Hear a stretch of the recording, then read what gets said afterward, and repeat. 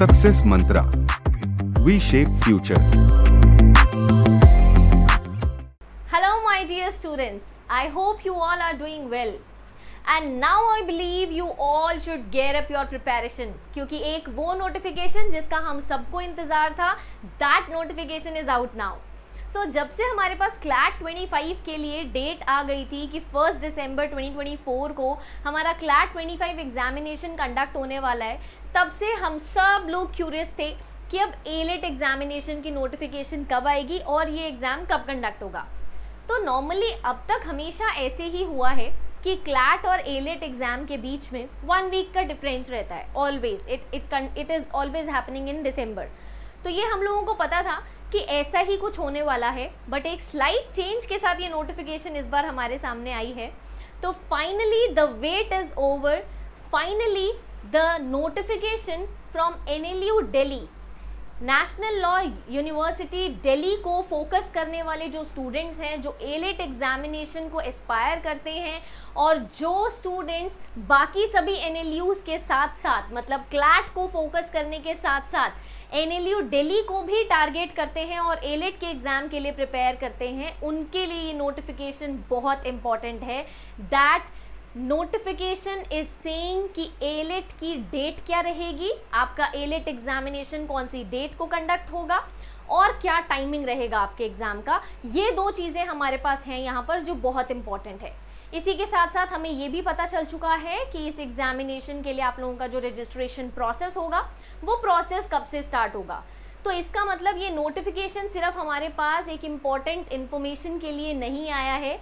ये नोटिफिकेशन हमें मोटिवेट करने के लिए, हमें जगाने के लिए भी आया है कि अब तक क्लैट के लिए आप लोगों ने सबने अपने आप को बिल्कुल स्पीड अप कर लिया था. अब आप लोग एलेट के लिए भी बिल्कुल वही पेस अपना लीजिए, बिकॉज क्लैट अगर 1 दिसंबर को है तो NLU दिल्ली एलेट भी 8 दिसंबर 2024 संडे को एग्जैक्ट क्लैट के 1 वीक के डिफरेंस के बाद कंडक्ट करवा रहा है.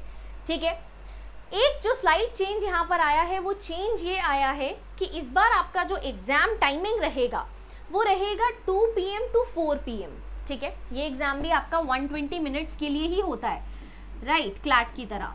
बट एक चेंज ये है कि हमेशा से हम लोगों ने ये देखा है कि क्लैट का जो एग्ज़ाम होता है it always take place in your after. हमेशा से हमने ये देखा है कि क्लैट का जो आपका एग्ज़ाम होता है वो हमेशा आफ्टरनून स्लॉट में होता है. ठीक है, और एलेट जो एग्ज़ाम होता है वो हमेशा आपका मॉर्निंग स्लॉट में होता आया है. बट यहाँ पे इस बार इस नोटिफिकेशन के थ्रू ये छोटा सा चेंज हमारे सामने आया है, जहाँ हम लोग ये देख रहे हैं कि एलेट एग्जामिनेशन भी आपका आफ्टरनून स्लॉट में ही होगा. तो यहाँ हम लोग समझ सकते हैं कि इट मीन्स सारे के सारे NLUs मिल करके अब इन एग्जामिनेशंस को एक स्टैंडर्डाइज प्रोसेस में कंडक्ट करवा रहे हैं, जहाँ पे इनका टाइमिंग भी सेम रहेगा. ठीक है, बट सिलेबस डिफरेंट है. अभी मैं आप लोगों को बताने वाली हूँ कि एलेट की प्रिपरेशन के लिए आपको क्या डिफरेंट अप्रोच अपनानी है जो क्लैट से अलग रहेगी, because of course the syllabus is different, right. So एक और इम्पॉर्टेंट चीज़ जो हमारे लिए यहाँ पर इम्पोर्टेंस रखती है वो ये है कि admission notice, online application form आप लोगों के लिए अवेलेबल हो जाएंगे 1 अगस्त 2024 से. ठीक है, बाकी ये सब इंस्टीट्यूशंस के लिए, अगर किसी इंस्टीट्यूशन को कोई कंसर्न होता है तो वो यहाँ मेल कर सकते हैं. हमारे लिए इंडिविजुअल पर्पस पे यहाँ तक की इन्फॉर्मेशन इंपॉर्टेंट थी.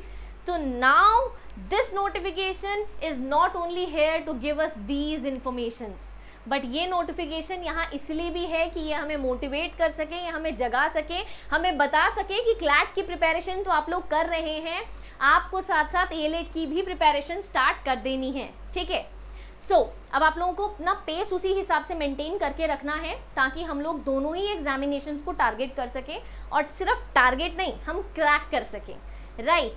Now one thing you need to understand कि क्लैट के लिए और एलेट के लिए आपको अपनी अप्रोच को थोड़ा सा डिफरेंट रखना चाहिए, क्योंकि एलेट एग्जामिनेशन में आपके पास सिर्फ 3 सेक्शंस आते हैं, वेराज क्लैट के एग्जामिनेशन में 5 सेक्शंस होते हैं. ठीक है, यहाँ के अगर मैं 3 सेक्शंस की बात करूँ तो सबसे पहले मेरे लिए जो इम्पोर्टेंट है वो है English portion. So look, English यहाँ पे एक फेवरेट पोर्शन है. इंग्लिश के लिए आप लोगों को बहुत अच्छे से प्रिपेयर होकर के जाना है. ठीक है, because yes English holds great importance here. ठीक है, तो इंग्लिश को आपको बहुत अच्छे से ध्यान से प्रिपेयर करना है. सेकेंड थिंग है यहाँ पे हमारे पास GK/CA जो आपका सेकेंड सेक्शन है, ठीक है। अगेन क्योंकि 3 ही सेक्शंस है तो फोकस इन्हीं सेक्शंस पर है, और ऑब्वियसली हमारे पास जब एम्बिट कम होता है ना तो हम लोगों को उस पूरे के पूरे एरिया पे बहुत अच्छे से ध्यान देना होता है। डाइवर्स एरियाज हैं, पता है 5-7 सेक्शंस आ रहे हैं पेपर में, तो हम लोग थोड़ा अपना ध्यान दूसरे सेक्शंस पे डाइवर्ट कर सकते हैं, because only 3 portions are there. तो इन तीनों पोर्शंस को हमें कमांड के साथ लेकर के चलना है। प्रॉब्लम इसीलिए नहीं आएगी क्योंकि ये दोनों के दोनों एरियाज ऑलरेडी हम बहुत अच्छे से प्रिपेयर कर रहे हैं क्लैट एग्जामिनेशन के लिए, तो हमें प्रॉब्लम नहीं आएगी क्योंकि हम इंग्लिश और GK/CA पे बहुत जोर दे करके रखते हैं when we are preparing for our CLAT examination, right. एक दिक्कत यहाँ पर क्या आती है, which is your logical reasoning portion, right. अब अच्छा, अगर क्लैट को देखते हैं हम तो क्लैट जो है ना, it is a critical reasoning oriented examination, but अगर मैं एलिट की बात करती हूँ, it is a logical reasoning oriented examination. तो यहाँ पर आपके पास आपकी जो एनालिटिकल रीजनिंग रहती है वो बहुत ज़्यादा इंपॉर्टेंट होती है, आपके लॉजिकल रीजनिंग का पोर्शन इंपॉर्टेंट होता है, ठीक है। तो वो थोड़ा सा एक अलग पोर्शन ले जाकर के आपको यहाँ पर पढ़ना है। रैदर मैं आप लोगों को ये कहूँगी कि आप लोग जब अभी से ही क्लैट और एलिट या बाकी सभी लॉ एंट्रेंसेस को फोकस करके प्रिपेयर करना स्टार्ट करते हैं, do not keep in your mind कि हमें सिर्फ CR पढ़ना है या हमें सिर्फ AR पढ़ना है। नो, दोनों ही पोर्शंस को कंबाइन करके हैंड इन हैंड पढ़िए, ठीक है, वो ही आपके लिए ज़्यादा बेनिफिशियल रहेगा, ठीक है। सिर्फ एक ये माइनर चेंज है यहाँ पर, अदरवाइज ये दोनों पोर्शंस आप अपने बहुत स्ट्रॉन्ग कर सकते हो with your CLAT preparation only. तो जैसा कि आप सब लोग जानते हैं कि ऑलरेडी क्लैट के लिए मॉक टेस्ट स्टार्ट हो चुके हैं। Every Sunday CLAT FLT is happening here at Success Mantra, right. So what are you waiting for, you start your preparation with us, क्योंकि एवरी संडे मॉक्स कंडक्ट हो रहे हैं। आपके पास टाइम है, आप खुद को इवैल्यूएट कर सकते हैं, और ये प्रोसेस आपका चलेगा टिल योर एग्जामिनेशन। जब तक आपका एग्जाम नहीं होगा उससे पहले you are going to have mocks. और अभी आप लोगों का सिलेबस भी चल रहा है, इसीलिए इट्स एवरी संडे। सिलेबस खत्म होने के बाद फॉर श्योर इनकी फ्रीक्वेंसी भी बढ़ जाएगी। सो जस्ट इमेजिन आप कितने सारे मॉक्स दे पाएंगे। अब क्योंकि एलिट की भी नोटिफिकेशन हमारे पास आ गई है, we are also aware about the date of AILET examination, तो अब एलिट के लिए भी आपके मॉक टेस्ट जल्दी स्टार्ट हो जाएंगे। डोंट सिट, डोंट रिलैक्स, अब आप लोगों को गेयर अप करने का टाइम आ गया है। अब आप लोग सोचिए मत, अब आप लोगों को सीधा अपनी प्रिपरेशन पे फोकस करना है, और जितना जल्दी हो सकता है उतना जल्दी एक थॉट अपने माइंड से निकाल दें कि अभी हमारी तैयारी नहीं है तो हमें मॉक अटेम्प्ट नहीं करना है।